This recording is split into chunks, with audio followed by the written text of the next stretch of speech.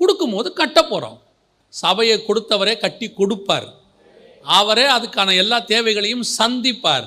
அவர் கட்டி கொடுத்தாதான் நம்ம சாட்சி சொல்ல முடியும். என் தேவனாகிய கர்த்தர் ஒருவரே என்னை நடத்தினார், வேறு ஒருவரும் என்னை நடத்தினதில்லைன்னு நம்ம அப்போ தான் சொல்ல முடியும். இன்றைக்கி எப்படி இருக்குது? பக்கத்தில் இருக்கிறவனை பார்த்து பொறாமை, அவளுக்கு பிள்ளை பிறக்குதே, எனக்கு பிறக்கலையே. உங்களுக்கு பிறக்கலைன்னா கர்த்தர்கிட்ட போய் கேளுங்க. உங்களுக்கு ஆசீர்வாதம் இல்லைன்னா கர்த்தர்கிட்ட கேளுங்க. உங்களுடைய வியாபாரத்தில் கொஞ்சம் நஷ்டம் இருக்குதுன்னா ஆண்டவர்கிட்ட கேளுங்க. அடுத்தவனை பார்த்து பொறாமைப்படாதீங்க. பொறாமைப்பட்டவர்கள் வாழ்ந்ததாக சரித்திரமே கிடையாது. அவ்வளோதான், வீழ்ச்சி தான் அவங்களுடைய முடிவு, அவ்வளோதான். இது வரைக்கும் ஒருத்தர் கூட அக்கா தங்கச்சியை பார்த்து, அண்ணன் தம்பியை பார்த்து, உங்களை பார்த்து ஒருவேளை ஒரு சிலர் பொறாமைப்படுவாங்க. நீங்கள் அவங்கள பார்த்து கோவப்படாதீங்க. நம்ம ஆண்டவர்கிட்ட இன்னொரு ஸ்பெஷாலிட்டியான குணம் இருக்குது. நீங்கள் யாரை பார்த்தும் பொறாமைப்படாமல் நீங்கள் உண்மையாக இருந்து பாருங்கள், உங்களுக்கு உயர்த்திக்கிட்டே வருவார். அந்த நேரத்தில் ஒருத்தர் உங்களை பார்த்து பொறாமைப்படுவான்.